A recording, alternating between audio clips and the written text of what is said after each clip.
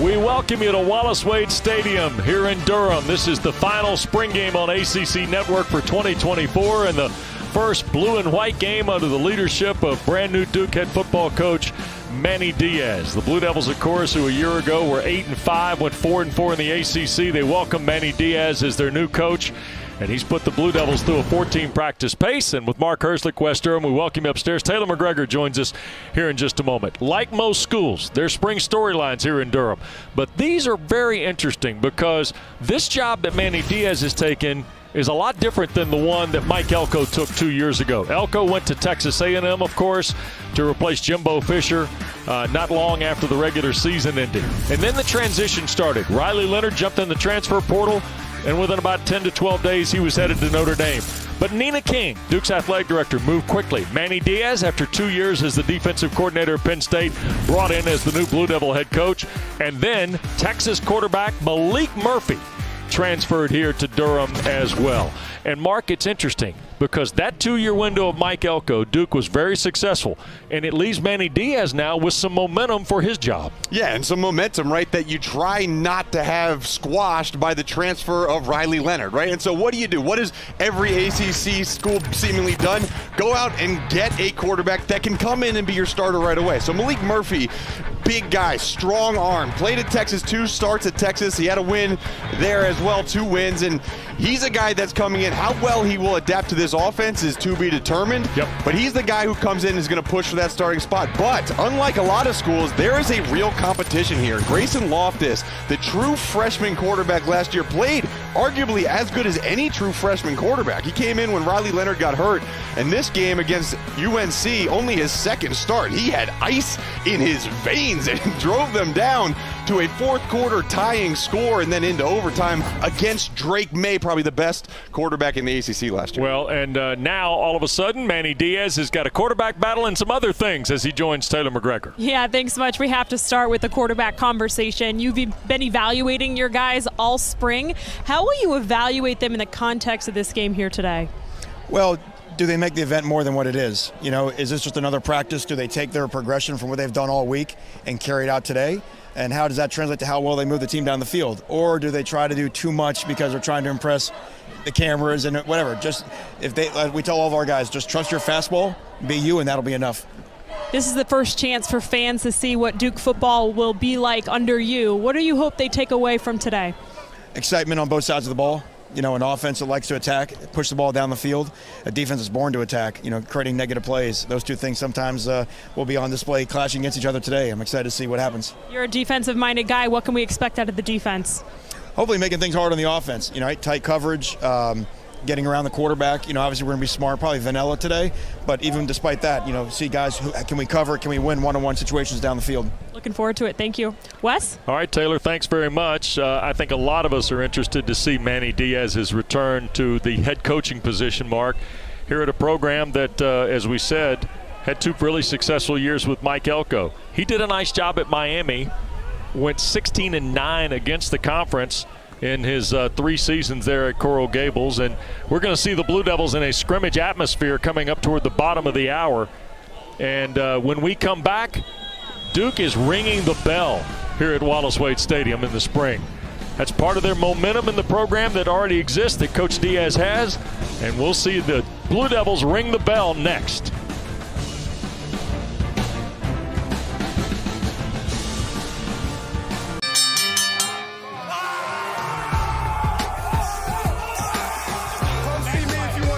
That's a PR, boys.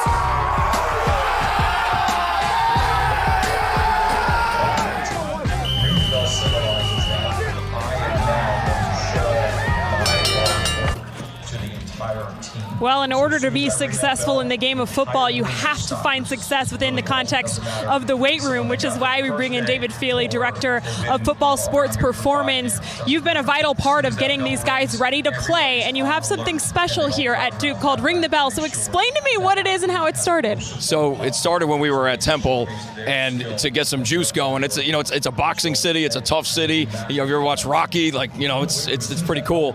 And what we wanted to do is create an event for every person that was going to go try and perform their personal best, right? It's not about you, it's about the success of your teammates. So if they ring that bell, everything stops in the entire room. Everybody crowds around to watch you perform your lift, and once you get it done, you celebrate it as a team. It's pretty cool. What was the initial response when you started implementing this within the weight room? It was an immediate, oh yeah, like they understood exactly what the concept was, and they hit the ground running with it. How important do you view what you do in relation to how successful this team can be on the field?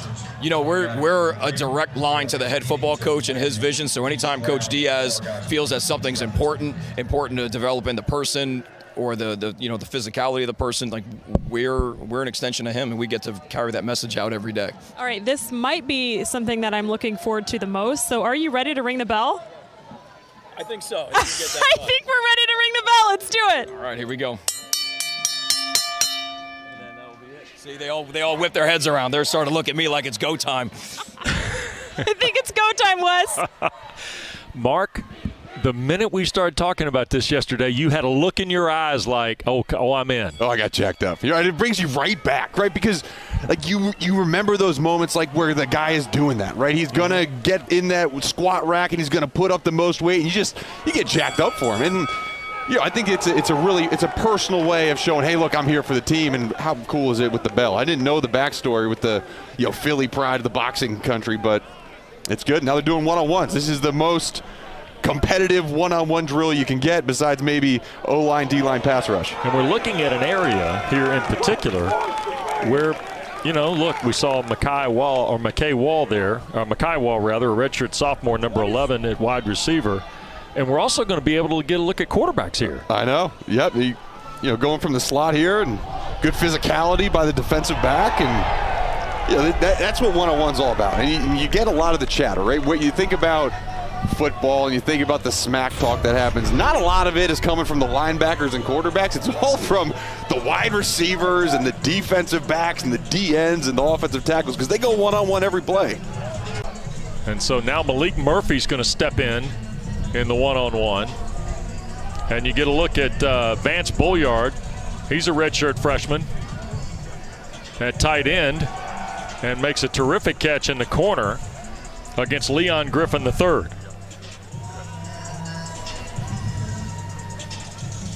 Pretty good throw by Murphy, by the way. Yeah, this one-on-one drill, it's a lot less about the quarterback throw and a lot more about getting separation from the defensive back if you're an offensive player, and then especially getting hands-on. And this is going to be a Duke defense that is going to be much more man-to-man. And right now it looks like, unfortunately, Jaden Moore just went down. That's not good. And so they're going to move the drill. And that is Jaden Moore, who is the younger brother of Jordan Moore, who many people remember was one of Duke's top receivers a year ago. And so, but to get back to that point, the point of man coverage, and you're seeing a lot of it in these one-on-ones, but they brought in a new defensive coordinator, Jonathan Patke, and obviously Manny Diaz is a defensive head coach. And talking to them, they're going to get away from a lot of the spot drop zone defense, which Duke really was very good at playing last year, and get more into tight man match zone type coverages. And so this is a drill that they've been repping a lot during this spring, because they're going to find out which of their receivers can create separation and get open for these quarterbacks. Sean Moore is was the wide receiver there, or Sean Brown rather, and he was being defended. And there's a throw and catch, and that's James Hobson. Or no, I'm sorry. I want to go back here. We've got a handful of numbers here that we're working through. P. Jones. Yep. That is Jones. Peyton Jones. Yep. Running back. Peyton Jones, a running back. We've got two number 10s on offense. So one is Jones and one is Hobson. And there's a ball thrown for Spencer Jones. And he's been one of the guys that has shined a little bit through these spring practices here in Durham. So you're seeing a lot of these inside fades. Right there, great throw by Grayson Loftus, just right over the top. Getting it to his wide receiver, Jontavius Robertson. And this is kind of, you look at red zone routes, and this inside fade route has been something that's become really popular over the last 5 years because you can try to get a little bit of a mismatch with your slot quick wide receiver against a nickel back or a linebacker. Good throw by Loftus getting it in there. And another completion for Loftus a moment ago, and now Malik Murphy will step back in. And you hear coaches talk about every throw being scored, right? Every throw being charted, every drill being charted. Certainly that's the case here.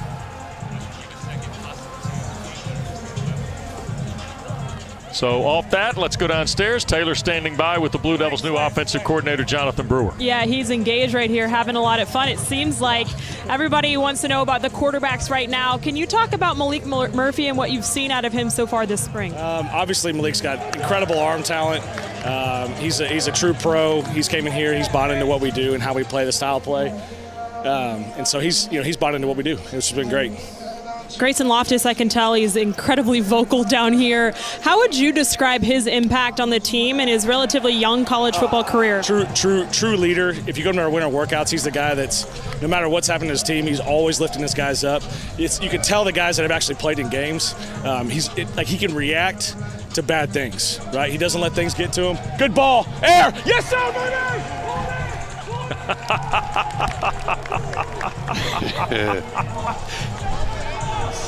That's a heck of a catch by Higgins, by the way. Do you always have this much energy? Yeah, well, our guys have good success, right? So here we go. Let me finish it. Nice job, Taylor. Way to go. Way to keep him in there, huh?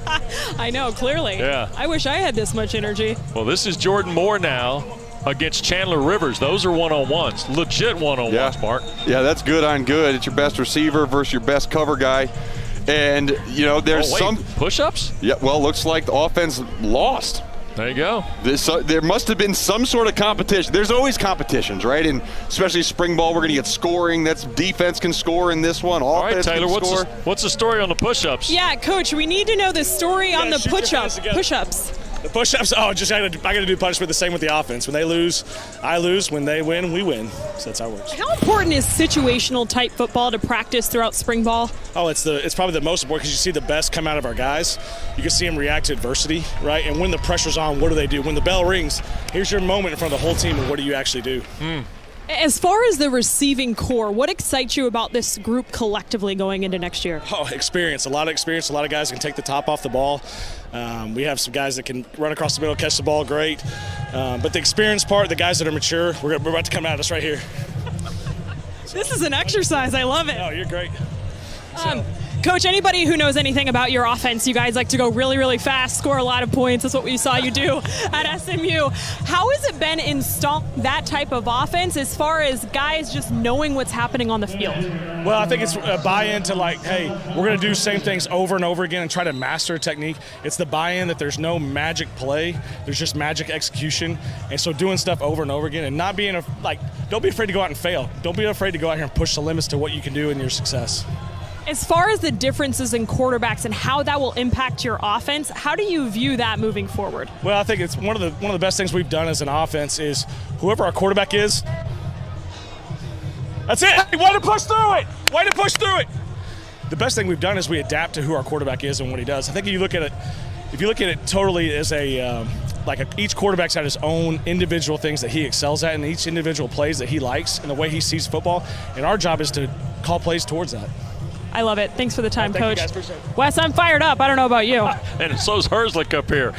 Jonathan Brewer, thanks very much. Appreciate it. We'll continue. Member scrimmage action coming up here from Wallace Wade Stadium. Duke Spring Game continues in a moment on ACC Network.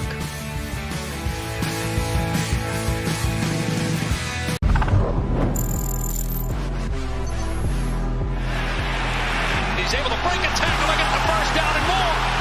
Inside the 20, stiff arms a defender inside the 5 and into the end zone. Mouth again, fumbles the ball, and it's picked up by Stinson. Waters making a house call with the exclamation point on this one. It's turned into a blowout in Durham here in the 4th. It's one of the biggest wins in Duke football history. Welcome back to Wallace Wade Stadium. We're at the 2024 Duke Spring Game and a look back at, what a Labor Day night they'll never forget here. the win over Clemson. And Mark, they won their first 4 games. They were 4-5 in their last 9. The Riley Leonard injury certainly pronounced in the middle of the year. And yet, it was a team that, by the way, somehow got it back to a postseason game, won the bowl game with Trooper Taylor as the interim coach ahead of Manny Diaz taking the job. I mean, you know, there's tangible momentum, as we said at the top. Yeah, and I think that it was done, right, in a way where they built the run game. They had an offensive line that returned a bunch of veterans and seniors and grad students, and then it did with the defensive front. I mean, you think about the guys that they had last year, you know, the Aeneas Peebles and Dwayne Carter and R.J. Oben, and I think, you know, a lot of that momentum, and especially for the Duke fans, the question mark is, okay, are we going to actually have that momentum? Because all those guys that we mentioned, you know, like their entire starting offensive line from that Clemson game, like the entire starting defensive line from that Clemson game, they're gone and they moved on. And so now the foundation of the work has been built, right? And you get to look at right here some of these guys who are coming back. You get Jaquez Moore and Jordan Moore, right? The Moore, not brothers, but the Moore twins out there. And they were, you know, a massive piece of production, but they weren't the whole thing. And so they're going to have to kind of rebuild their identity. Ashley already talked about Jonathan Brewer's type of offense is going to be much more fast-paced than Duke's was last year. So a lot more air raid type offense. Well, and Taylor, you're standing with one guy who I think personifies just the work mentality that Duke has. He was a great football player and needed a way to get on the field, and Jordan Moore found it at wide receiver last year. Yeah, and he's adjusting now to this new type of offense. What have your impressions been so far of what Coach Brewer's installing? Yeah, our offense is really fun. A lot of vertical routes. It's really a change of pace. We're throwing the ball a lot more. That's all the receiver can ask for.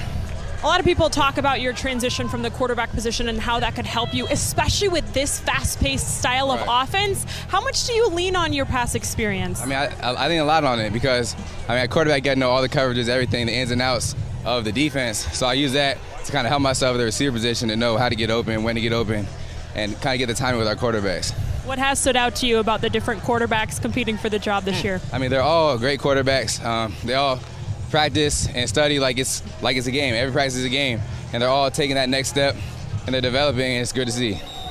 It's a good problem to have, depth at the quarterback position. Thanks for the time, Wes. All right, Taylor, thanks. 122 catches, 13 touchdowns the last 2 years for Jordan Moore. And you see, 2021, 10 games at quarterback. Yep. Mike Elko comes in, says, hey, you're not going to win the job, Riley Leonard is, but we want you on the field. So that opening night against Temple, he starts playing in the slot and goes crazy. And he didn't miss a beat, Mark. Crazy. Didn't miss a beat, and he started learning, right? He progressed. He learned what it meant to not just be a quarterback playing wide receiver. He is a true #1 wide receiver for this team, and he's going to have a splattering of quarterbacks to get him the ball. Well, when we come back, we're going to look at a side of the ball that is going to be interesting. Offensive line and defensive line next. Well, we come back to Wallace Wade Stadium. We haven't gotten to the scrimmage yet, and we're seeing a lot of action, aren't we, Mark?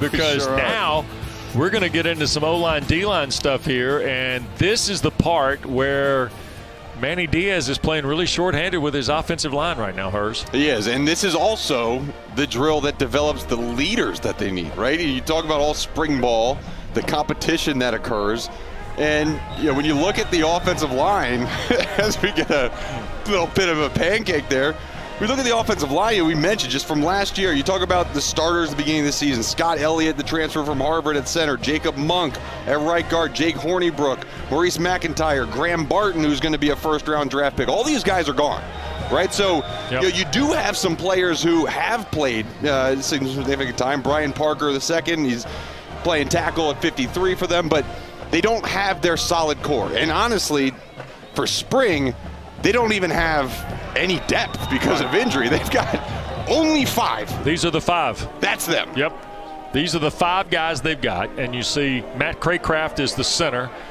Boggs and Doris are there as the left side. And then to the right side, you mentioned Hubbard and Parker. So that's the 5 that they have to work with here. Now, college football is a really interesting landscape now. Yeah. So there could be additions, there could be deletions. Everybody understands that. You've got some early enrollees here. You got guys that are coming in this summer. But the reality of it is, Manny Diaz is going through this offensive line right now with just 5 active guys here today. Yeah, and you look at the guys who are out, right, that are highlighted in blue, and that leaves the 5 leftovers. And you also see the experience, right? Yep. They're sophomore, freshman. So it's not like they have a guy who is like, okay, I've been here and I'm the anchor. They're having to develop that. And I think that the conversation with Manny Diaz was quite interesting about how he's kind of letting these leaders develop on their own, not forcing guys into the vocal leadership because, you know, as he said, and as you know and I've seen, right, you can see through that in the locker room. You know a guy, and if he all of a sudden tries to start being a vocal leader and he's not that guy, then it feels fake. So Manny Diaz is trying to facilitate and foster some of the growth of this leadership in really a natural way. Yeah, and you're seeing the Duke pressure. That's Ryan Smith, a grad student from Ackworth, Georgia, who had 24 tackles last year. Did have a couple sacks and an interception in 13 games played. But he's one of the guys, along with VJ Anthony, who are contributing here. Now that's Kenzie Paul there, who's involved in a pressure. He's a guy listed as a safety. But you're seeing this is also a little bit of an indicator of what Jonathan Patke's going to do defensively, because we've already seen 2 safeties step up on the edge, in addition to the guys who you would see normally in the front 7, if you will. Yeah, and I think, you know, one of the things that this defense is going to be known for, right, if you know anything about Jonathan Patke and the way he has played defense from coming from Texas State, they are going to attack. It is a attack defense. And Manny Diaz, even in the open, right, when Taylor was interviewing him, he said, what is our defense going to be? Our defense is born to attack. Yeah. If that's not descriptive enough for you, I don't know what is. Yeah, it's going to be really interesting to watch, because the offense and the defense are both being geared in some of the similar platforms that Manny Diaz ran when he was the head coach at Miami. But there is some marginal differences here, particularly as it relates to personnel. Pretty good pressure there. And that was Samaj Turner, a redshirt freshman from Reagan High School in Winston-Salem. This is David Anderson. He's a redshirt freshman from Hampton, Virginia. And that's the other thing we're seeing here.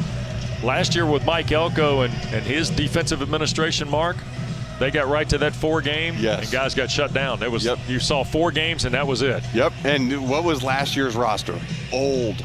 It was an old roster. You know, Dwayne Carter feel like he was here for 1,000 years. The whole line were grad students. Now this is a young team, right? And I think that Manny Diaz is a great coach to come into a young team. He's got that fire about him, and I think he's connecting really well with these players. Well, let's check with Taylor on Jonathan Patke's temperature right now. Yeah, let's check in with Coach right now. We know you want to be aggressive defensively. How much does a drill like this excite you? Oh, it's awesome to see. What we're saying here is play on edges, right? We got to play on edges of O-linemen.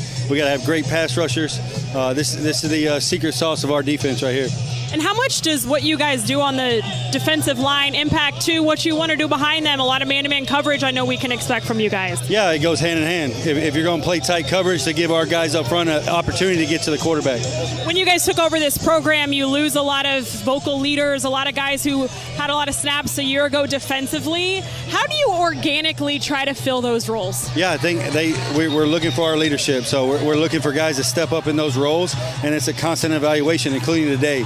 Get a guy in the stadium and see if he can be a leader. What do you look for specifically in a game like this? If they can execute at a high level and consistently. I just told the D tackles, what they asked me, what can I put on tape? And I said, have a great, consistent day. Show every snap how much you learn in 15 practice. Appreciate it, Coach. Wes, it's what we try to do as broadcasters too, right? Just find that consistency. Yeah. Meanwhile, I'm up here having to keep 94 locked in. I know. I mean, you just dialed into these one-on-ones. You having flashbacks? Yeah, huh? You know, I think it's fun too, because I think that you naturally look at these one-on-one drills and you think, okay, well, let's look at depth, but none of that matters, right? It's all about one-on-one, right? It doesn't matter what year you are. Right. It doesn't matter what, if you're first string, second string. Like, it's an opportunity to make your name known to the coaches, and anytime you get the bell ringing in one-on-ones, I'm all in. Okay, you mentioned the guys who aren't here. And we're going to talk a little bit about this because rarely is it as pronounced on a specific team where you see it on one line and then like offensive and defensive line. Aeneas Peoples is at Virginia Tech. Dwayne Carter's draft eligible. Jameon Franklin is draft eligible. R.J. Oben went to Notre Dame in the portal. Yep. But Wes Williams is a guy. Yeah. Aaron Hall's a guy. V.J. Anthony we just saw. Yeah. Ryan Smith we talked about. Trey Freeman had over 100 tackles. And he's a guy that I think you can look to, but he's a different kind of leader. Yeah, and he's a different leader, and he's not as vocal, but he's productive. And then Kennedy Charles is another guy to watch out for. Transferring from Liberty, they went out and got him because they love the way that same style of defense at Liberty plays vertical at the defensive line. So while they did lose a lot of guys, they have a lot of young potential coming up. And where they've got big-time leadership is in the secondary. Rivers, Stinson, Moore, Pickett, all guys who made plays for the Blue Devils a season ago. When we come back, scrimmage time here at Wallace Wade Stadium. Blue and white when we continue on ACC Network.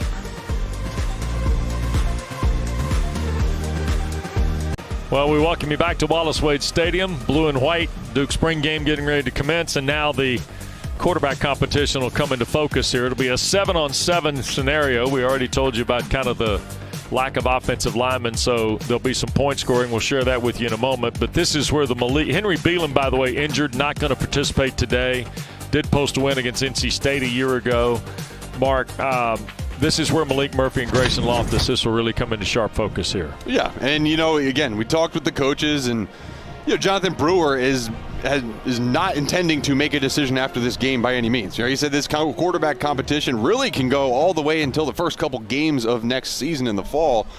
And what he said, he goes, look, right now, and Henry Beelan being injured, we have two quarterbacks that can get ACC wins, right? And I think that is a confidence level of the offensive coordinator in his guys he has. All right, my favorite part of spring, Herzlich, the rules.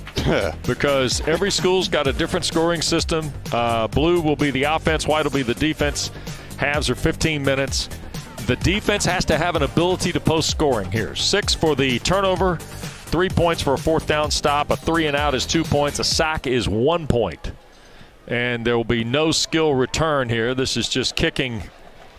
And you see Terry Moore, and he'll field the kick. And Duke has a fairly reliable field goal kicker in Todd Polino. This is Ryan Degansky, a sophomore from Sewanee, Georgia, who's a walk-on who just handled the kickoff. And here comes the offense.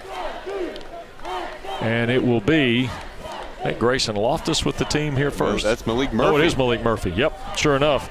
So Malik Murphy, and he'll have Jaquez Moore, the running back with him. Hazley is the tight end. And we're looking at 3 receivers. So 11 personnel, kind of the staple of what Jonathan Brewer's offense is expected to be here. Look how wide these receivers are out. Outside the numbers, a lot of vertical passing routes. And Chandler Rivers defended that play on a ball intended down the near sideline for Jontavis Robinson. Yeah, you see Malik Murphy, he has that kind of what used to be prototypical size at quarterback, 6'5", 235 pounds. You see he was top 3 ESPN 300 pocket passer coming out of high school. That time looking for Hagans. And we've seen this type of offense really be implemented for different types of quarterbacks, right? When Jonathan Brewer was at Miami and was coaching the quarterbacks there too, and it was, Tyler Van Dyke is more of that big pocket passer, and then De'Aaron King is more of a, pull it down and run guy, and Rhett Lashley, who Jonathan Brewer studied under, loves throwing the ball in that fast-paced offense. So you can do it with both, but there are very defined wrinkles that you'll get depending upon the quarterback that's in the game. There's Jeremiah Hazley with the catch. He's a tight end that they've got some expectation for. Kendall Johnson was in the neighborhood covering from the linebacking spot there. Hazley, with Jake Taylor and Cade Anders unable to go today, Hazley had 5 catches, 52 yards, a touchdown last year against NC State. So Murphy hit a couple of passes. And now Duke will go through a punting scenario here. This is Cade Reynoldson from Australia. And out of bounds inside the 40, and now we'll get a look at another offensive-defensive set. It's always a guess as to how they're going to do this, whether they send the ones back out, right, just going the other direction, or kind of how that works. But, you know, again, if there's the first series, a 3-and-out, good stop by the defense, rallying to the football, you know, a little bit of an underthrown pass. And then you saw Malik Murphy just after that third down play thinking, didn't get it far enough downfield. And now, okay, so now you're switching to 7-on-7 where the linemen were in last series. Now we're going 7-on-7. Yep. And here's the throw. And the catch is made. Nick Lampert, who only played in one ball game a year ago, makes the grab. And so Murphy picks up a completion in his first throw on the second possession. This kind of switching between offensive linemen on the field and 7-on-7 has been something that they've just had to been doing throughout this spring because of their limited numbers. And we talked to Jonathan Brewer about it. He said, look, this is just not going to be a physical spring camp. We just can't have it be that. So if we can't be physical, let's hone in on the thing that we're going to do a lot anyways, right? If we're going to throw the ball a lot, let's get the timing right with the wide receivers. Let's get the drops right with the quarterbacks and have the ball delivered on time. And they've been repping this a ton this spring. So this is good first glimpse of that we get of how this timing has been working out. Here's a 3rd down and 4 scenario. Murphy going to take a deep shot, and he's looking for Brown, who makes a catch. Did he keep his feet in bounds? And they are going to rule it a catch at the 18-yard line. Terrific throw, better catch from Sean Brown. Hey, good ball by Malik Murphy, and it's kind of that inside fade that we saw them working down in the red zone, but this time out in the field, see if that foot gets in. Does that left foot taps in, but good sideline throw, deep downfield in the corner route. Malik Murphy shows off that strong arm. Karan Boyd is in the backfield. Here's Murphy going to take a shot for the end zone and overthrows Lampert. That's Murphy's first miss in the possession. He's 3 for 4. And again, with the way the 7-on-7 sets up, we're going to kind of keep some rough sketches on this scrimmage from that light, because it'll be interesting to see kind of what the numbers are. It's a different scenario, obviously. There's no pass rush in some of these schemes and that kind of deal. You're keeping the tally over there? Unofficial. Okay, good. Yeah. It's the official unofficial tally. It checks it all the way down, and this is Boyd, who we mentioned a moment ago. Former wide receiver, moved to a running back spot, had 6 carries for 16 yards a season ago for the Blue Devils. Yeah, we talk about Jaquez Moore returning at that running back group. Obviously, Jordan Waters has left the team and transferred out, but they're trying to find, okay, how can we build a stable of backs that can do various different things? And they're going to get a lot of 5-out, meaning they're going to get the running back out in pass routes a lot with this type of offense. So Karan Boyd is one of those guys who's intriguing to this offensive staff because he has that receiver background and can line up in the slot or in the backfield. So second drive ends with an incomplete ball thrown to the back line of the end zone. The defense has got a couple of points on the board now. We'll continue in a moment. Well, here comes the redshirt sophomore, the true sophomore from Gaffney, South Carolina, Grayson Loftus, now into the scrimmage for Duke at the quarterback spot. And Mark told you at the top, 3-2 as a starter a year ago, threw for 189 yards and 3 touchdowns at Chapel Hill, 270 and 2 scores at Virginia, 2 more touchdowns at Pitt in the regular season finale, and then, of course, was a bowl game winner as well. So plenty of experience a year ago, and a first down throw here on the perimeter. And, boy, the Blue Devils get it going there, and that is Jordan Moore. No surprise they get it in the hands of number 8. So in his first possession, first attempt is complete, and it's another first down. The offensive line stays on the field here. So they do mark it up for a first down. That's Peyton Jones, the sophomore from Norfolk, who ran for 71 yards in 3 games a season ago. You notice the tempo here, Wes. Yeah. Right, they're going a little faster. That's this SMU type offense where Jonathan Brewer came from is known for their speed. They're implementing it a little bit right here. Yep. So a 2-by-2 look, and Taylor, is this this is what he's talking about when he talks about getting to what they did in Dallas a year ago. Yeah, and I think also when you talk about SMU, you have to be able to talk about varying tempos as well, and I think that's what you saw a little bit on the first drive. So they'll be able to do a little bit of everything. Yes, you can see them go at an electric pace, which we have seen in the early parts of this drive, but they can slow things down a little bit, and I think the more that everybody in this offense gets comfortable, you'll just see them pick up that pace. Yeah, it was interesting, I thought, yesterday, guys, to listen to Jonathan Brewer talk about the varying quarterbacks that have been in this offensive system. Yeah. Tyler Van Dyke's name got mentioned. Yep. So did Jennings, who was Kevin Jennings. Tanner Mordecai. Yep. Preston Stone. All these guys, and all of them are different, right? I think he kind of correlated maybe Grayson Loftus to more of a Tanner Mordecai, and if you're not a big SMU fan, right, all that means is that, like, I don't know if I'm expecting everybody better. They're coming in the league. Yeah. You better become you better study up on their former quarterback.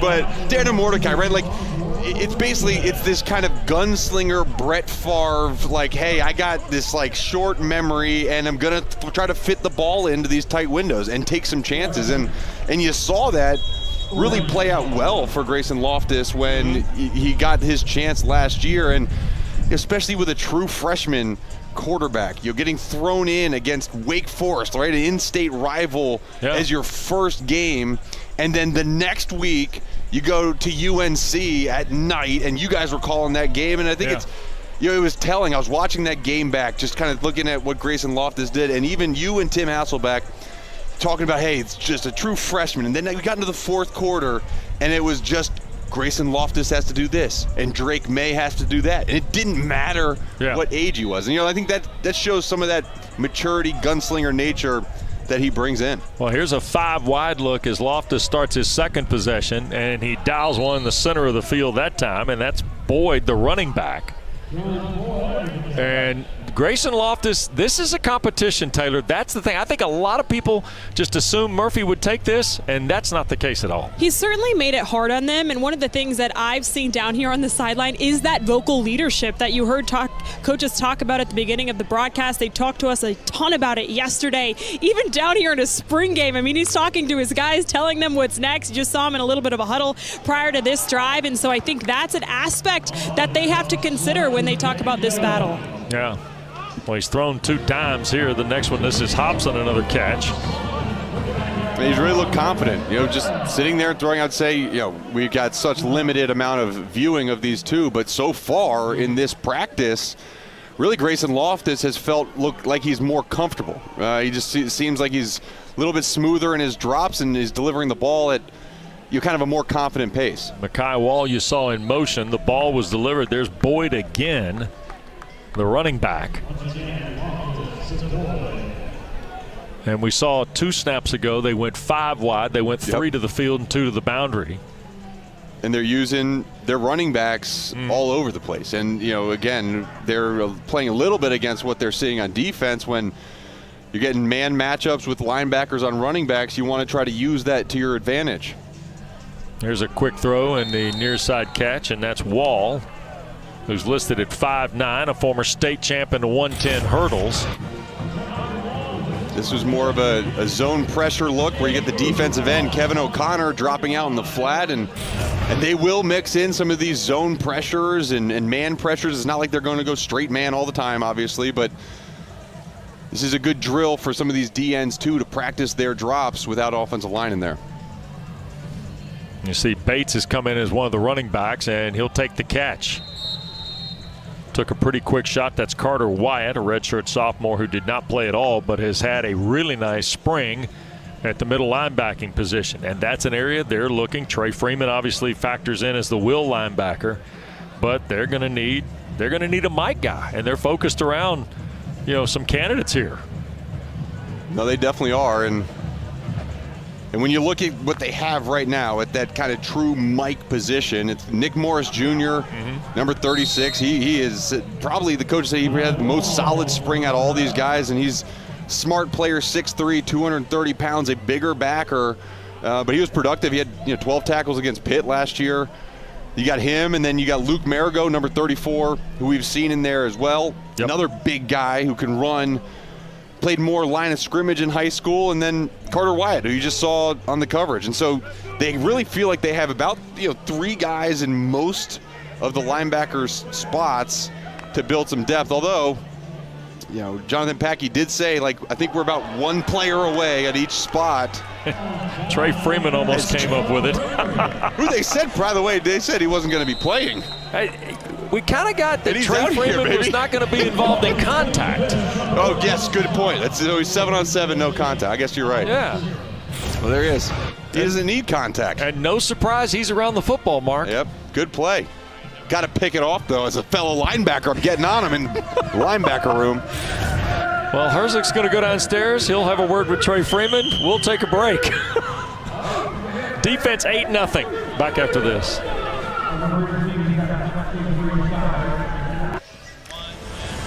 Don't forget, first round action of the ACC Women's Lacrosse Championship starts tomorrow here on ACC Network and the ESPN app at noon. 9-seed Louisville, 8-seed Virginia Tech. At 2, it's 10-seed Pitt, 7-seed Clemson. Duke will play Boston College Wednesday night at 8 o'clock. Downstairs to Taylor McGregor.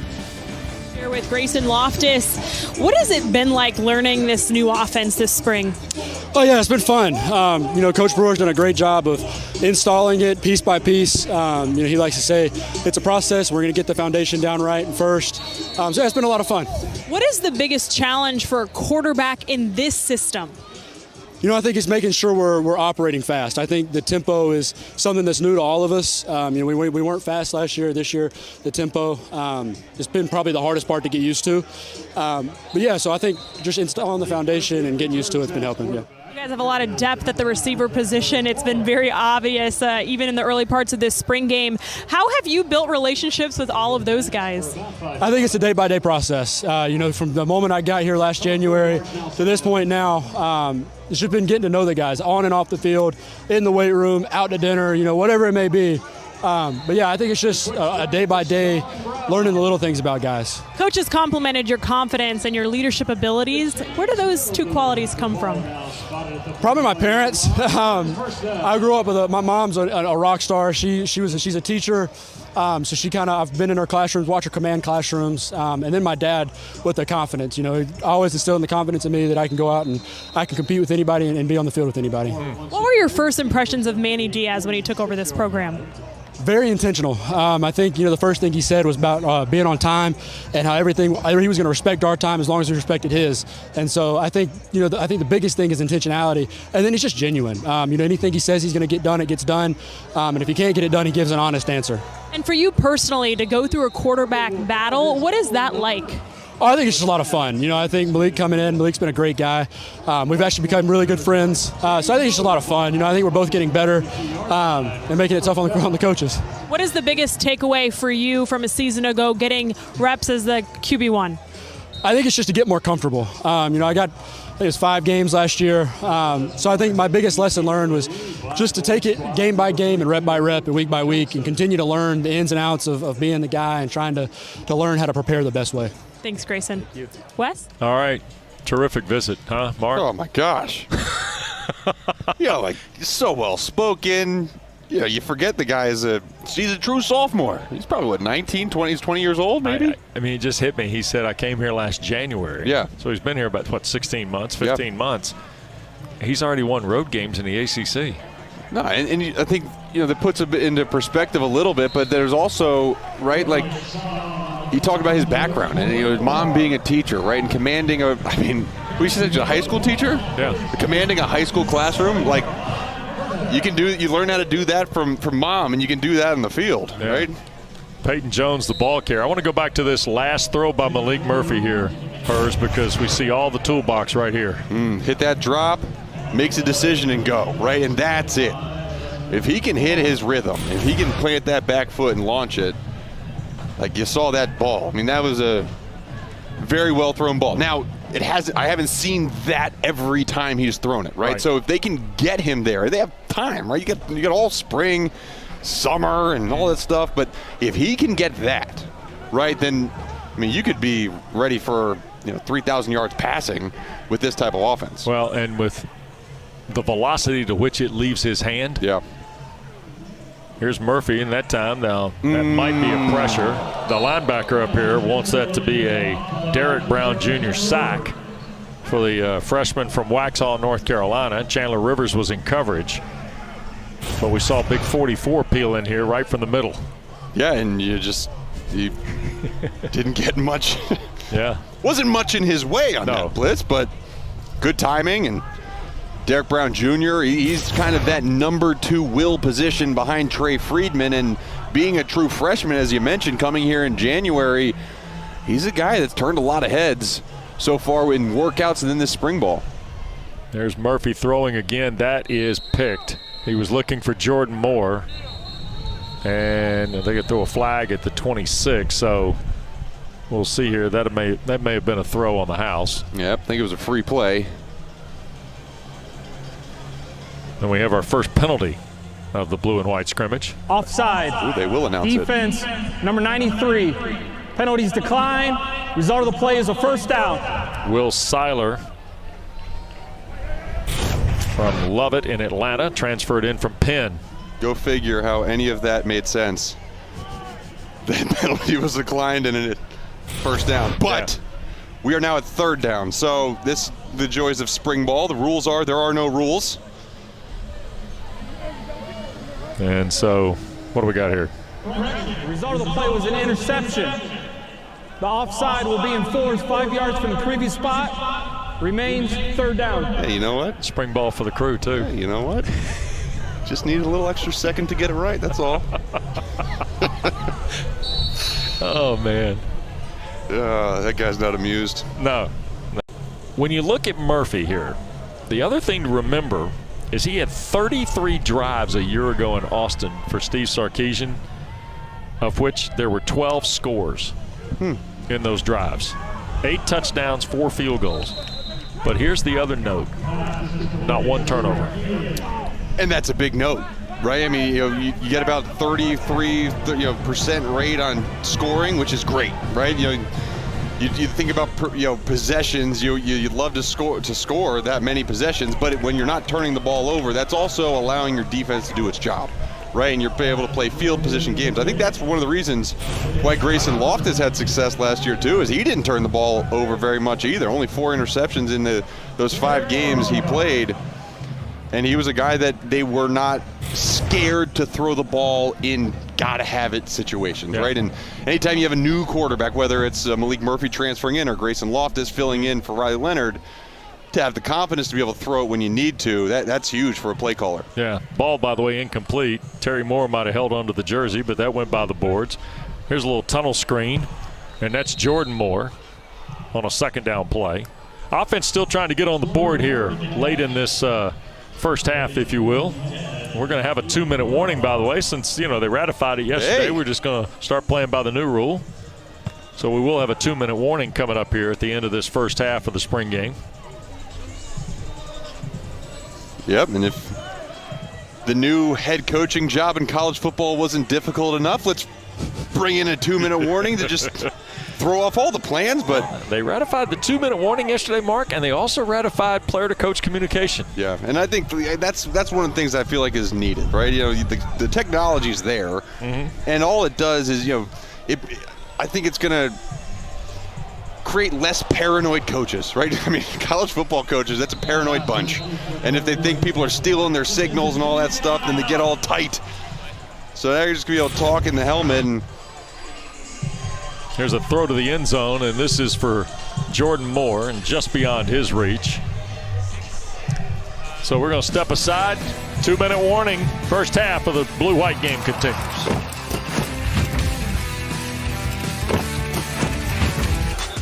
Well, we mentioned this a moment ago, the 2-minute warning, which we got here at the end of the first half of this scrimmage. The in-helmet communication, eerily similar to the NFL, coach to quarterback, coach to a designate on the defensive side, and then tablets on sidelines and at halftime. Give me your thoughts. What's your first reaction? You wore the earpiece in the NFL. I think first reaction is just blending the game together with the NFL more, right? So the NFL viewer is going to be no different than what they usually see, right? But when you talk about the in-helmet communication, so they're in the NFL the way they do it, and I'm sure they'll do it same thing in college, where there's a green dot helmet, and one of those can be on the field at a time. So on defense, usually it's a middle linebacker or a safety will have that green dot, and you can basically you're on the receiving end of the communication from the coach. So you basically have a speaker with no microphone. Right. You're hearing the coach until about the 14-second mark in the play clock, and then it cuts off. So up until then, the coach can say whatever they want to that one person, and that person relays to the team. I think what's interesting, and it's developed in the NFL as well, where you're up at the line of scrimmage, and so often we see high school and college these days where they're up at the line of scrimmage right away. They clap, see the defense, and then they turn over to the sideline to see what the coach is going to signal in as the play adjustment. Well, now that can be done through the headset up until that 14-second mark. So you could get teams going no huddle, and Duke will be one of those teams that goes no huddle. They'll be at the line of scrimmage, and you can have Jonathan Brewer in the helmet of the quarterback saying, hey, that nickelback's coming off the edge. Look for this check. So I think it'll be interesting. I think it'll help speed up the game. As I said, coaches won't be as paranoid as maybe they were in the past. I think the tablets are cool too, right? The operation without tablets, when I first came into the NFL, they would print out 3 snapshots. Pictures, and you'd get 2 angles of the 3 clips, right? Now they're on the Surface pads that you saw Tom Brady smash on the bench all the time, right? But they'll have those Surface or tablets, whatever, so they can see those pictures right there. So no video or anything on that, but they'll have pictures of what the previous play was from the series. Apollos Cook, by the way, was the intended receiver for Malik Murphy. Todd Polino kicked the field goal, so the offense is on the board. Polino, by the way, won the field goal kicking job. He and Charlie Ham were coming out. They started last year in a pretty stiff competition. Polino took control of it. He made 13 of his last 14, including 6 straight to close the campaign a year ago. So pretty reliable spot there for Manny Diaz in his first year here at Duke. And you see the throw back in the center of the field from Murphy, and that's Cook again on the catch. And let's go downstairs, Taylor, with more as we watch Malik Murphy take the offense here in the final 100 seconds. Yeah, Coach Brewer has been asked a lot about this communication device and still saying they have to be able to do both things, because if it's under 15 seconds, they still need to be able to communicate differently. But I'm curious, Mark, from your perspective, with a fast-tempo offense, how different is maybe the communication versus a team that might not go with the same pace? You still think you'll see sideline signals to help with the receivers since only one guy gets the communication device? Yeah, so a lot of times when you do that hurry up, right, you'll get the initial play call will be signaled to the wide receivers, or even told verbally to a wide receiver if they're close to that sideline. I think it's the adjustments, right? So they'll get the initial play call. I think it'll be really good for, this is filled with transfer quarterbacks who are first time in systems. That's what all of college football is. So, instead of having a wristband or 2 wristbands, one on each arm, to be like, oh, this is the play, they can call it through their heads and they can give extra details. I think that's the biggest thing, is that you're not just getting a hand signal to say the play. You're getting to the quarterback and say, hey, we're going to run this play, right? But make sure you remind the backside tackle to cut off the DN, right? Like that can be expressed to these quarterbacks. And I think that's kind of the extra coaching points you can have on the field. Taylor, to add to this, I am fascinated to see how it will affect game management too. Yeah, because I think teams who are unintentional and they're not known for going fast, I think teams now can add that gear in certain situations. And I think it'll be interesting, the adjustment process, because there still will be a little bit of teams trying to figure it out, and maybe they learn some ways that they can do things, can't do things early on in the season. So I think that's certainly a story that we can follow. And then to the tablets and the being able to access some video, which you will in college football be able to see a little bit of video, which is different from the NFL, how maybe that can change some of the things that they can teach and install, and maybe the intricacies of an offense, how that will all come into play. I think the piece we just saw here was fairly pedestrian. We got to 158 and took a timeout, Mark. But you mentioned something before we went on the air here today. The management of the 3 timeouts with the 2-minute warning now, I think that gets really interesting. Yeah, it's different. And, it's something that again, with all the hats that head coaches in college football have to wear, it's just another one of those things where you either need to have a guy, right? Like, better have a guy. You got to have a guy. You got to have a guy for that. To better say have a clock guy, and you better have a timeout guy. Yeah, exactly. And so, I think that there's all things that'll be managed, and it'll be beneficial. And I love how I love the 2-minute warning in the NFL because it just sets you up. It says, okay, we're in crunch time, right? We need it now. Let me tell you this. Lampert does not hold on to this at the back end. This is a terrific throw, Mark. Great throw. Oh, it's Eli Panko wearing number 4. I beg your pardon. We had him listed as 6. Thank you. It's nice they got the names there to help us out. But no, you're right. Really good throw. Back to the end, and like those throws are what he's really, really good at. And we saw the underneath dig route earlier where he planted that foot and drove through the throw. And here is Polino, by the way, from 53. Aiden Burr of Georgia Tech kicked an uncontested 62-yarder last week in Atlanta. And this is Polino from 53, and that is easily through. He kicked a 52-yarder against NC State last year. So really not that big a stretch for Todd Polino when you think about it in that light, but nonetheless, it adds 3 more to the offense. And I think he kicked like a 48-yarder in overtime against UNC, right? Yep. Massive pressure. Yep. So we get to the end of this first half. Todd Polino has kicked a couple field goals for the offense. Jonathan Packey's defense has put 11 points on the board in their scoring system. And we'll go the second half on ACC Network next. And Loftus will start the second half. And we showed you his numbers through a couple of drives and mentioned that Murphy had 4 drives, so Loftus will have the 3rd possession of his night here. You see he's got Jaquez Moore in the backfield with him, and this is a first down play with the offensive line intact and a tight end. And this is a quick throw to Jordan Moore on the perimeter. And you mentioned kind of what we're seeing at wide receiver. Eli Pancol is back. Remember, he got hurt in the preseason a year ago, missed all of last year. So you've got Samir Hagans, who had 30 catches a season ago. Eli Pancol, who's back in the fold after the injury. Jordan Moore caught 62 balls. A guy who we've not talked about here tonight, but is a speed guy, is Javon Harvey, who transferred here from Old Dominion. Yeah, and I think that what they love about him is that speed showing up. Right, he has track speed, but it shows up on the field as well. And what ODU did with him and part of their offense, I mean, you talk about vertical stretching. I mean, they are going to run off corners, and they're going to take shots, and similar to what they want to do here at Duke. So, again, you've seen both on offense and defensive side as Grayson Loftus makes a great throw to Jeremiah Hasley, their tight end. They want to bring in guys that have been in similar type systems before, and to kind of give a leadership with just at least how to run the offense and defense. A little tempo here employed by the offense. I'll hand it to Jaquez Moore, and that'll get a yard or 2. Well, when you talk about what Jonathan Brewer did at SMU a year ago and what Ricky Ronnie's team at Old Dominion does, Mark, you're talking about 2 of the fastest teams in the country last year in terms of tempo. That ball is offline, so it'll be 3rd down here in this possession for Loftus.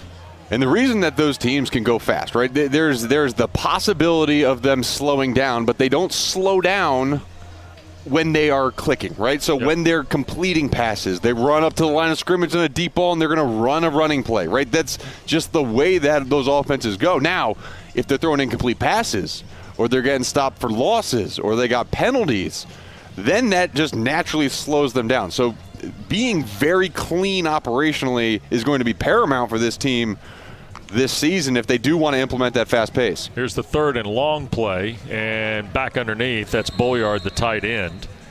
By the way, Harvey was glad to see Taylor McGregor tonight here at Wallace Wade Stadium because he had a 3-catch, 166-yard game the last time he saw T-Mac on the sideline. That must have been what it was. Old Dominion and Virginia Tech, I think. No, Old Dominion Wake Forest last year. Yeah. 3 catches, 166. Taylor? And talk about an up-tempo offense. Yeah. They as well ran a lot of plays and were very, very fast. Yep. crazy ball game that was in Norfolk. That's off the fingertips of Harvey, I believe, and incomplete. Yeah, it's amazing some of these programs we're seeing now, Mark, and the ability to go as fast. And Duke apparently wants to be, obviously with Jonathan Brewer coming here, near the top of that list too. Yeah, and I think my feelings don't matter on it, but it does get gimmicky at times, right? If you don't do it well and you don't mix up the tempo, as Taylor was talking about, it can feel gimmicky, and then when it doesn't work, you're kind of SOL, right? But like when you are getting the tempo in and then you are pulling back and huddling every now and then, it can really throw off a defense and make them, make the mismatches come because the defensive personnel haven't adjusted correctly to the offensive personnel. So we'll look at Loftus here now, going to work at the 49. By the way, the defense added a couple points there after that stop to push the lead to 14 points. And that was Spencer Jones on the back end of that catch. Redshirt freshman at 6'4", who played in a couple ball games a year ago. Wide receiver is one of the deeper spots on this football team for the Blue Devils. Long throw to the backside, and that's Makai Wall, who carried the ball 6 times last year, but now as a wide receiver, seems to be one of those guys that could burn you from the slot if you're not careful. And he actually, Makai Wall, really his coming out party was the Wake Forest game, which was Grayson Loftus' first game starting, right? And he had Wall had no catches coming into that game, and he left about 3 in the fourth quarter. And he's a guy too that they say, hey, look, this guy can be a slot guy. He was a 100-meter hurdles guy in high school and state champ in that area, so he's got that athleticism and that speed to be a threat. Another look at from ground level. We're gonna whip that ball out. Yeah, both these guys will put it on you. They will. Loftus was a terrific prep baseball player in Gaffney, South Carolina, in addition to his football prowess. Loop to the end zone. And Hobson could not hang on. Or no, Bates rather. 19, not 10. Travis Bates. Yep, the running back. Yep. Cousin of Julius Peppers. Yeah. Getting a gold jacket this August. Yep. You saw the wheel route out of the backfield again. Bunch of times we've seen running backs have vertical routes out of the backfield, trying to get mismatches on the linebackers.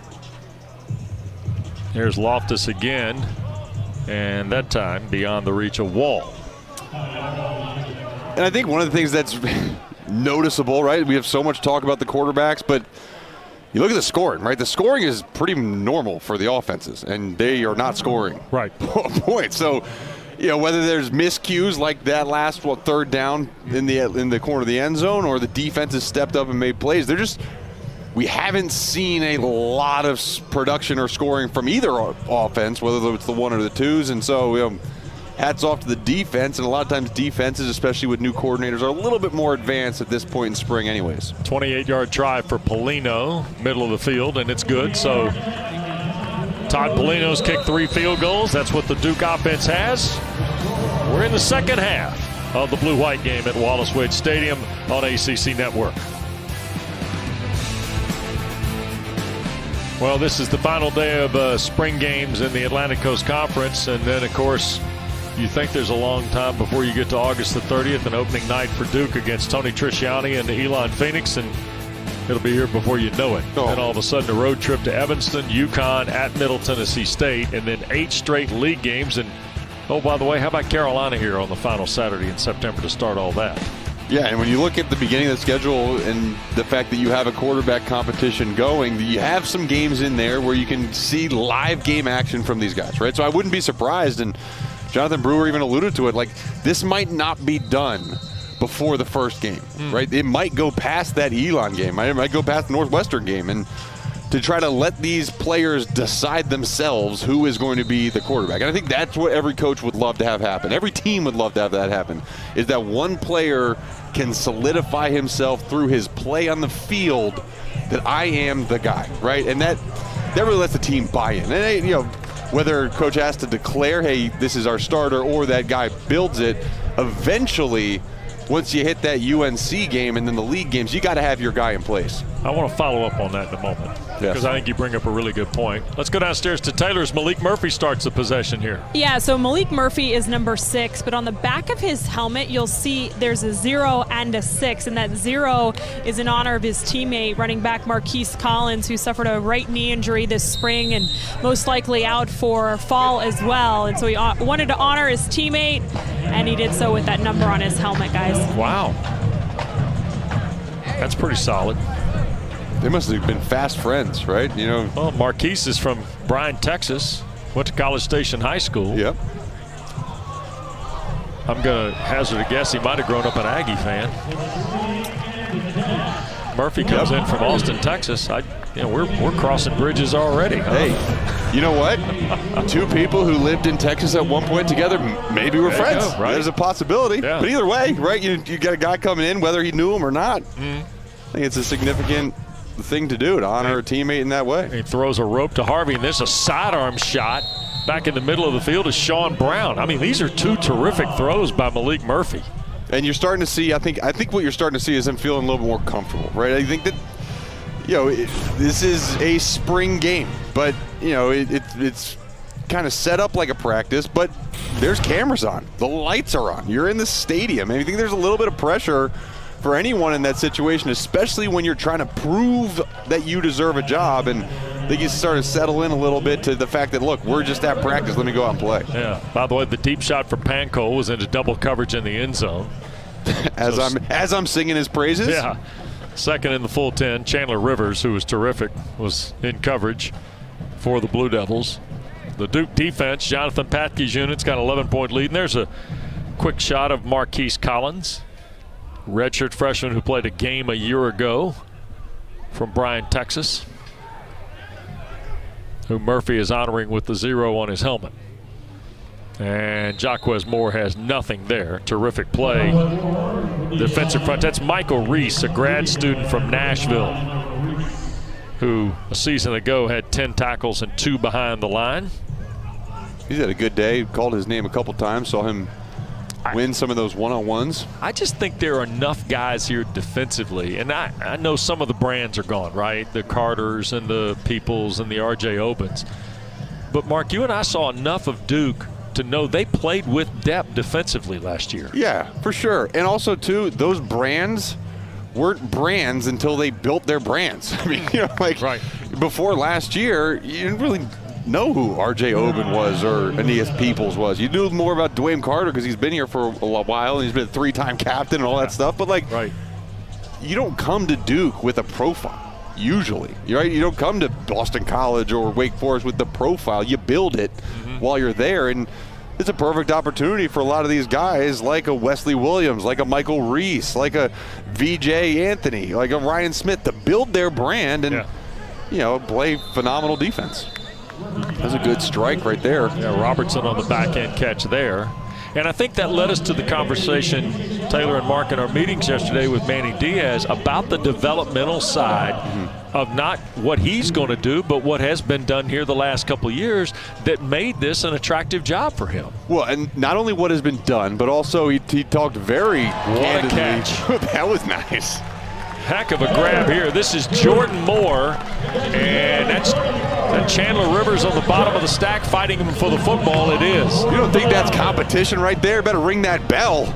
Wow. What a throw and what a catch by Moore, huh? And there you go. That's the first touchdown we've seen of the day. Stinson comes over to see if he still can't get it out of there. We saw this matchup right in the one-on-ones where they rang the bell earlier in practice. And, you know, how beneficial is it to both guys? Chandler Rivers and Jordan Moore, both phenomenal players in the ACC. They get to go against each other all the time in practice. And you see the competitive nature. Great job of high-pointing the football. They love that back shoulder throw. Wow. Heck of a fight for the football. Touchdown, and now Polino's point. It's a 4-point lead for the defense. About 8 minutes to go in the second half of this blue-white scrimmage. Manny Diaz visits with Taylor McGregor when we continue from Wallace Wade Stadium on ACC Network.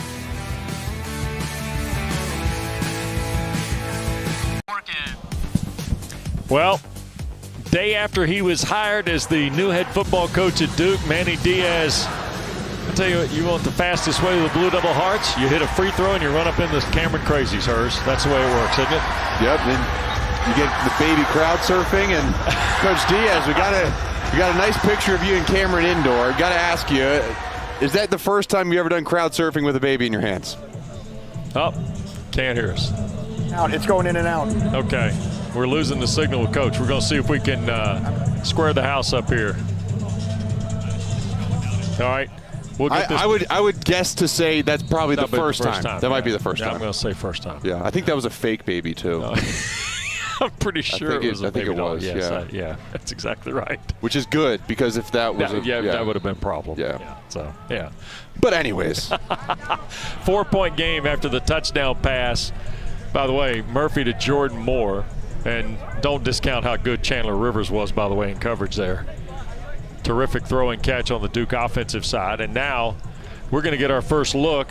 This is the third of the 4 quarterbacks. This is Donald Tomlin, who's going to take snaps here. He's from Ridgeview High School, sophomore from Columbia, South Carolina.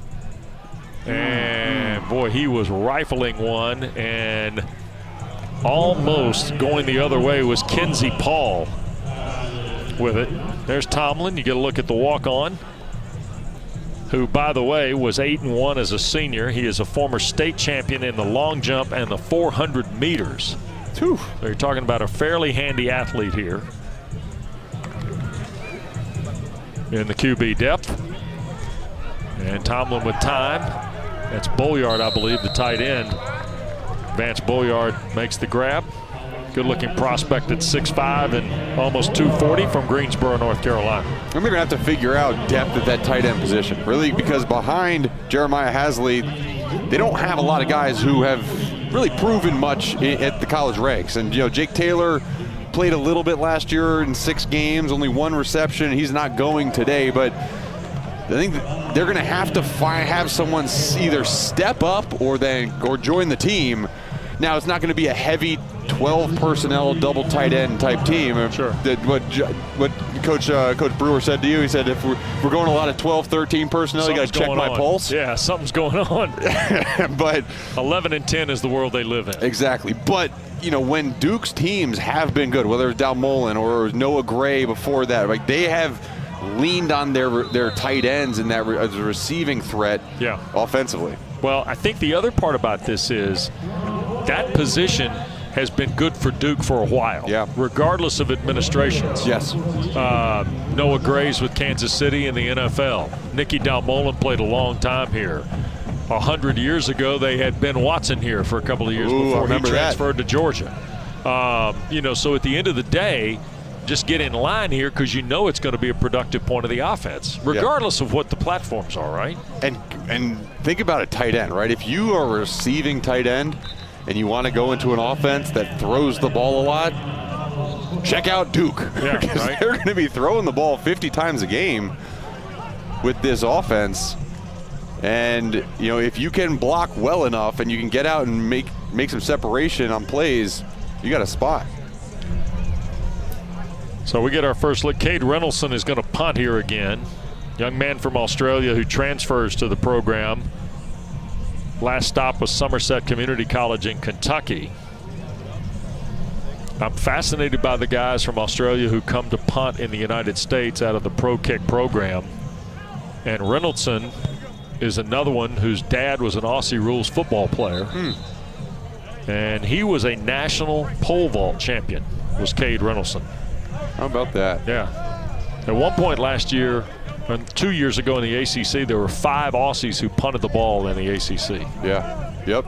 And they're all over the NFL. Oh, yeah. Yeah, no question. Played with punter Brad Wing with the Giants for a while out of LSU. And yep. So Grayson Loftus coming back out now to take a possession here for the Blue Devil offense. They always have a nice little swag to them. You know, all the Aussie punters. Pretty confident? Yeah, they kind of walk like Conor McGregor and just – oh, sorry. Manny, you got us? You guys got me? Yes, sir, we do. We ran the video of you jumping into the Cameron Crazies the day after you got the job here. Herzlich was pretty confident that endeared you to the public. You hit the free throw, which was maybe the most critical piece, right? Absolutely the most critical piece. How many practice shots did you do before that day? I mean, are you a regular basketball player, or was that like normally? Yes, but that was kind of not a thing at Penn State. So I probably shot a ball one time in the calendar year 2023. So I had to get a few off. Yeah. Pickup ball here is a little different at Duke. I'm sure you can get some good runs in, Coach. No doubt. Hey, if you had to chronicle a little bit of what you've seen here, good and bad, but you got to be pretty pleased here. I've seen a lot of stuff that we talked about yesterday on display here. I agree. I mean, for a spring game, you want to see both sides with signs of life. Great play by your best player like Jordan Moore making that great catch on great coverage by Chandler Rivers. Yeah. Defense has done a really nice job, gotten some really good stops down in the red zone. Make a 53-yard field goal, even though it was after fourth down. I just want to see if he can make it. So, yeah, there's a lot to be, as always, right? There's a lot to be happy about, and there's plenty to fix as well. Yeah, Coach, and when you're looking at kind of the way that Grayson Loftus and Malik Murphy have just conducted their groups, right? Whether it's been 7-on-7 or with the full team scrimmage, how do you feel like the operation has been today? Because I know that probably is a little bit more important than the actual execution is always important, but then scoring points, right? How's the operation been? They've known where to go with the ball. We've just missed a guy Grayson just missed a guy on the wheel, got a shot. We just missed a guy on the seam right before halftime.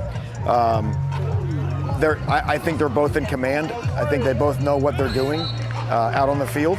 And these days like this, with you guys being here, it's so important for them to perform in this type of atmosphere. I think they're both doing well. Yeah. Coach, one of the things you said about your defense is the number one thing is going to be aggression. What is the culture you have to set early to get to guys to perform at the level of aggressive that you want? Well, it starts with your defensive line play, which of course we're limited because they only get half the action here. But those are the guys that got to establish a new line of scrimmage. And then with linebackers plugging gaps, you put people in passing situations and you have a chance to turn people loose and get after the quarterback.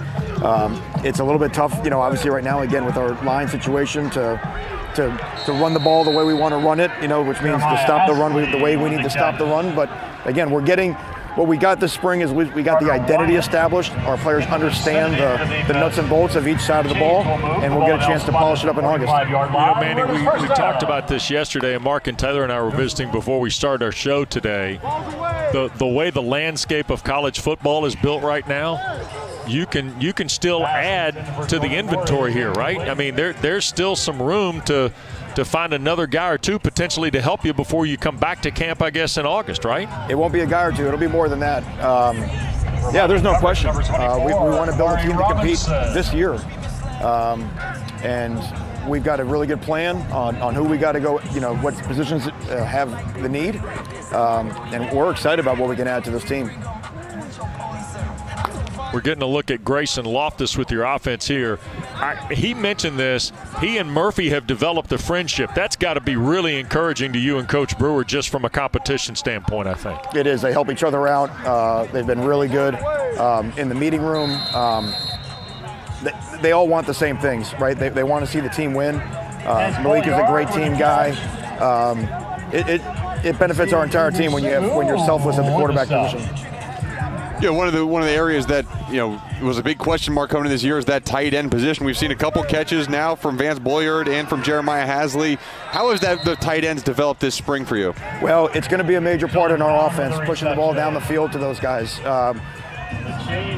got to be able to block as well, but they're matchup problems. Jeremiah's had a really, really good spring. I think he's established himself as a guy that can control C-gap and can make plays down the field. Well, we're getting to look at a little bit of the run game as well, and you got clear depth there. And I know you're excited about where the run game is going to go. We get all caught up in the formations and tempo, Manny. That's an integral piece too, I'm guessing. The formation and the tempo, yeah, that's a way where we can try to tire out some defensive linemen. We can see we get a new batch of guys in right there. That's why it's so crucial that you got to have 8 to 10 defensive linemen that can go into a game and operate without a drop-off. Coach, appreciate the hospitality. You guys have been great to work with, and appreciate you letting us visit with you here. Yeah, thanks for spending your Saturday evening with us. Absolutely. We're going to see if Grayson Loftus can punch one in here for you. There's a throw, and that got picked. Coming back up the near side. Oh, you better score. And Vontae Floyd, one of the young guys that Coach mentioned to us yesterday. So did Jonathan Packey. Young man from Norfolk, 3 times an All-State player. Stepped right in front of that ball from Grayson Loftus. See him at the bottom of the screen, just sits. Really good job of seeing the inside receiver that cut his drop down where the safety could play over the top, and he just, again, for a true freshman to understand the route concepts and make a break on the football. Now the only thing is you can't get tackled from behind, young man. Go score. Great job. Spencer Jones was the intended receiver, and Tay Floyd steps in front. Talk about a group that has built some momentum just with a coaching change, Mark. Yeah, you know, I mean, again, you get some new head coaches in the ACC around the league. Boston College, obviously, with Bill O'Brien. Fran Brown is a big one, right? Syracuse, it's been a long time with Dino Babers, and it's a big shift. It's an entire culture change, and a lot of excitement around him. Let's go downstairs to Taylor with Malik Murphy. Yeah, thanks so much. Malik, when you came to Duke, what excited you about playing under Coach Brewer's offense? I just knew a lot about the history of the offense, the high flying, a lot of throwing the ball around, vertical passing game, moving fast, a lot of passing yards. And I feel like kind of coming from the offense that I came from, it'll be good for me to kind of step away from that pro-style offense and, kind of expand in my strengths of the game, and that's putting the ball downfield. How do you feel like you've adjusted to the new system? It's been a lot of ups and downs, honestly, because I had to – a lot of it. I'll see you in a second. Absolutely beautiful. It's a smart man right there. That's a smart guy, right? Smart guy. Hey, he had one ear on the coach. Yeah. Always have one ear on the coach. You can't let TV distract you from your job. Taylor, is that the first time you've had a guy run off on you in the middle of the interview? I want to say no, but I'm trying to think of another time. I'll say this. I thought he gave you a really good answer. Yeah. Ups and downs. I mean, it's a complex system, right? And it's entirely different from what he ran in Austin. Yeah, it's completely different offense. He mentioned, the pro-style offense that he was at, at Texas, just, a lot more play action, a lot of handoff fakes. And this is, I think more of he mentioned downfield passing. And I think that a very interesting point talking to Jonathan Brewer the other day was once they started implementing the RPO system, Malik Murphy felt more at home. And I think he was used to some of that RPO play action stuff when he was at Texas. And that's when he started to feel a little bit more comfortable. So I think it'll be interesting, right? Because he mentioned there have been ups and downs, right? Learning the new offense is crazy. It's different. It's a whole lot. But if he can find his niche of what really is his comfort zone, the coordinators can play off of that and make him feel comfortable in games. So we're getting a look at Murphy, who bailed on Taylor to go back and take a rep, which, in the big picture is probably the right move. I think so. Yeah. You don't like number 6. Where are you? Yeah. That's the worst feeling. In football. We were talking about depth at wide receiver. Yeah. So, however this goes, right? And the point I wanted to make when you were talking about this competition earlier, it's my buddy Mark Packer's theory. If I'm Manny Diaz, I know what Pac's saying tonight if he's watching this spring game. If I'm Manny Diaz, I'm not telling anybody anything. And I may start one guy the first game and another guy I may go the Jim Harbaugh route from a couple of years ago. Yeah. Right? Where you go 2 quarterbacks, I think, I think the interesting thing is that they are not enough different, to warrant a 2-quarterback system. Okay. I think that they are similar enough where they both are pocket passers. They're not all running all over the place, so they don't complement each other, kind of maybe be more of the same. Yeah. It's an interesting decision that Manny Diaz and his offensive staff have to make. 2-minute warning in Durham.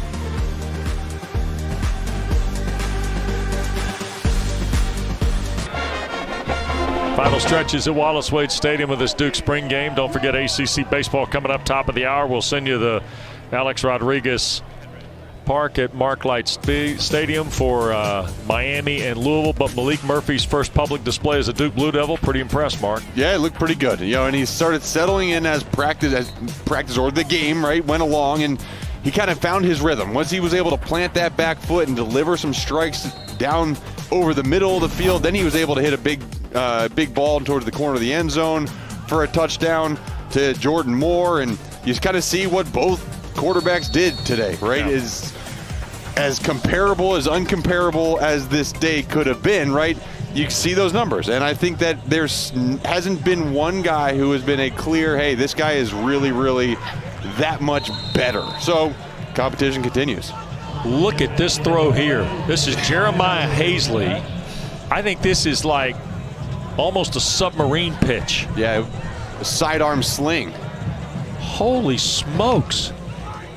Here's Murphy. He had pressure in his face. He makes a throw there on the second down play to the far side. Look at this. All from ground level. Yum. Little arm angle. And he had a little pepper on this.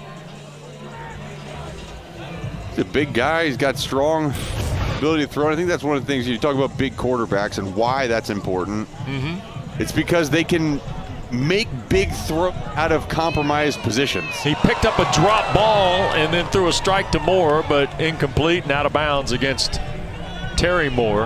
Yeah, and it wasn't a 10-yard downfield strike. I mean, he picked that ball up and whipped it with his wrist 50 yards downfield to the opposite sideline, right? Yeah. That's what that strength can do, getting the ball out, I don't know that Taylor saw the sidearm throw from Murphy. That might qualify him as a Cubs farmhand to turn the double play. For sidearmers, different arm slots out of the bullpen, bring them on. Yeah, right. What a play there by Terry Moore, though. Oh, yeah. That ball off. Good concentration. No kidding. So here is Murphy. This is a fourth down play with 70 seconds to go. The defense has a 10-point lead. Back in the day, I don't know if you're familiar with this, used to be in the 70s and 80s, some schools, the winners would get steak, the losers would get beans and franks. Do you think I'm familiar with anything from the 70s? No, I know you're not. No. I just said that. Now, I don't know if at BC back in your day, if the winners got steak and the losers got, beans and franks. Yeah, I mean, I think what would be comparable, right? You get a nice time going out to the party because you're a winning team, or you go out to the party after the spring game as the loser. Have to pay. So a lot less of frank and beans. And in today's world, I'm not sure how I would qualify the spring game winning and losing, right? Hey, I don't know. All I know is that the biggest party of the year was always after the spring game. Yeah, so you finished up practice. Yep. And you go out and you celebrate with your teammates. But I think they did away with a lot of the hey, if the Saints, right? They're giving people treats for taking players out. Yeah, back in the day, yeah. We used to get honey baked hams. How about this? A little sidearm action there.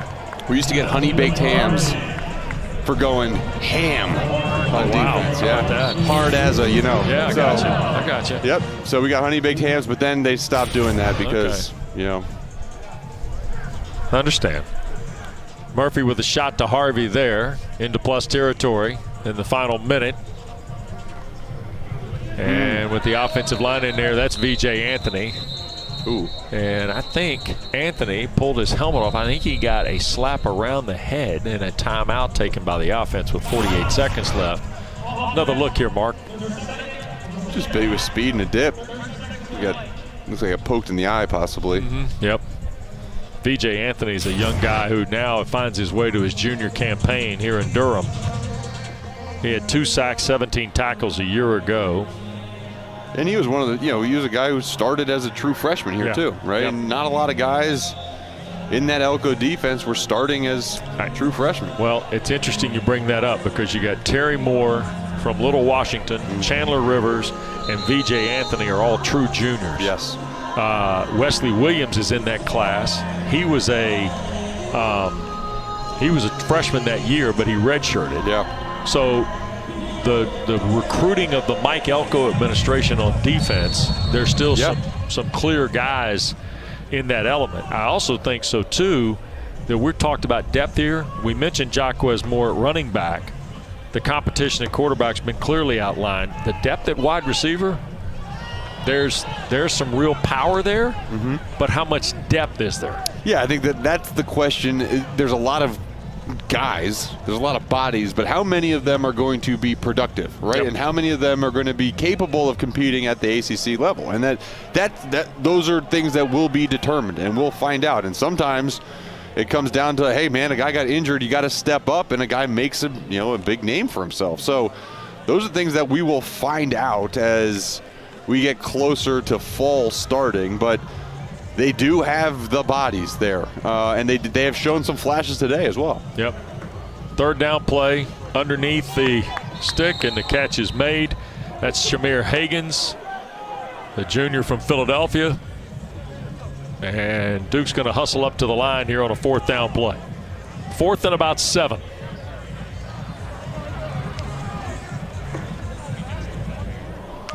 And here's the snap to Murphy. Quick throw on the inside, Pankow the catch. And I think they're going to give him a healthy spot to the 37. Good delivery. The defensive end, yep. So here goes Murphy, and 11 seconds left to go. Going to wheel and shoot one to the far side. Boy, what a nice catch. Harvey stepping out of bounds at the 31. And 5 seconds left. Great throw. Yep.